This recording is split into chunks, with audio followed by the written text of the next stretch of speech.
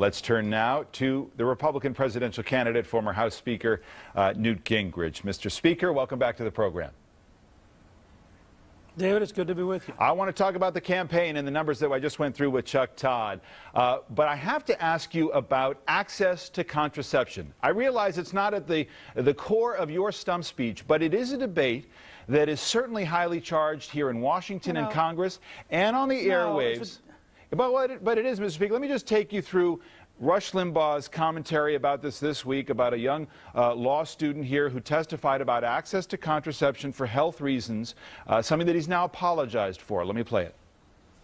What does it say about the college co-ed Susan Fluke, who goes before a congressional committee and essentially says that she must be paid to have sex? What does that make her?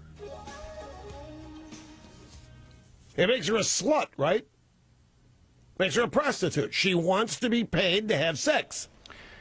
Limbaugh issued an apology yesterday, which many people may not know about, a portion of which reads as following. In this instance, I chose the wrong words in my analogy of the situation. I did not mean a personal attack on Ms. Fluke. My choice of words was not the best, and in an attempt to be humorous, I created a national stir. I sincerely apologize to Ms. Fluke for the insulting word choices.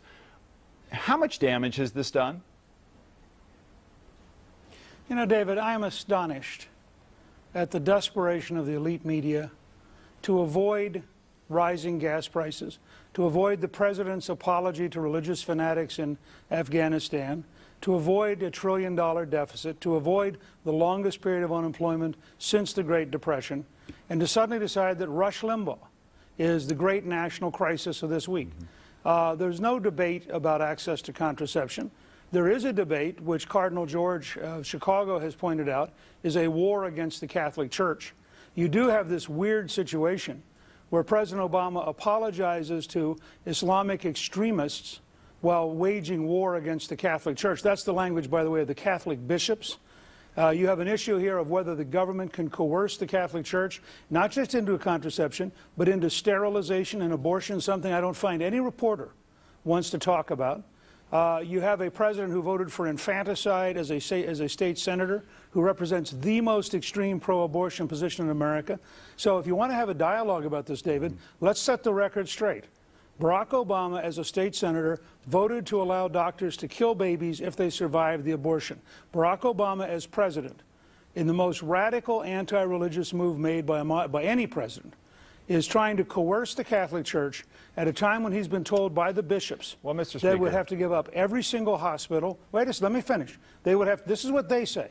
Right. They would have to give up every single hospital. They would have to give up every single university and college associated with the church, because he is asking them to violate their religious beliefs. Now, if you want a debate over whether or not the president should be able to impose his views on a religious institution, and whether America is now a secular country, let's have that debate.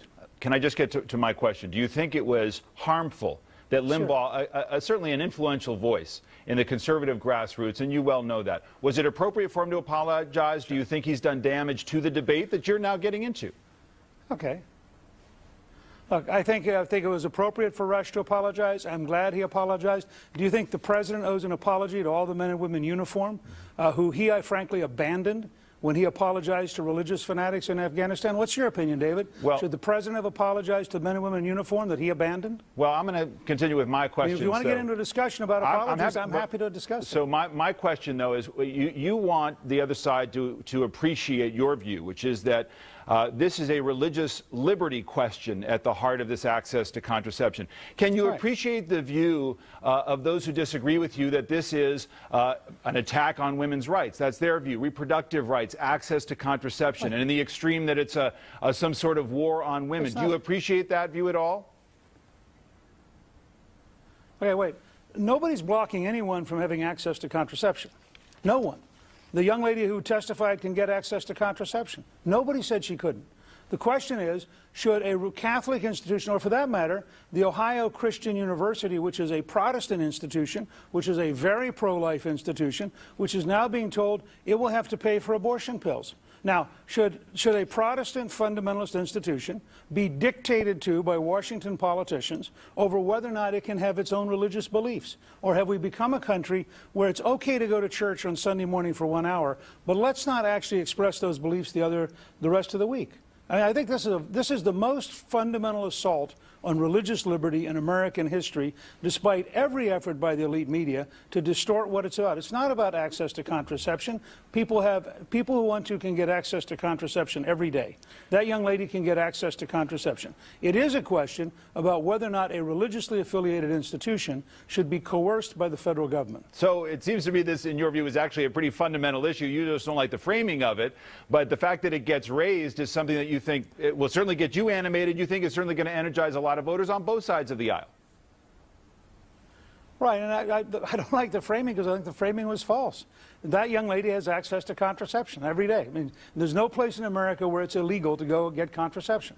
What the question is should a religiously affiliated institution be required to provide abortion pills? Should they be required to provide sterilization? Remember, the Obama rule was a lot more than just contraception.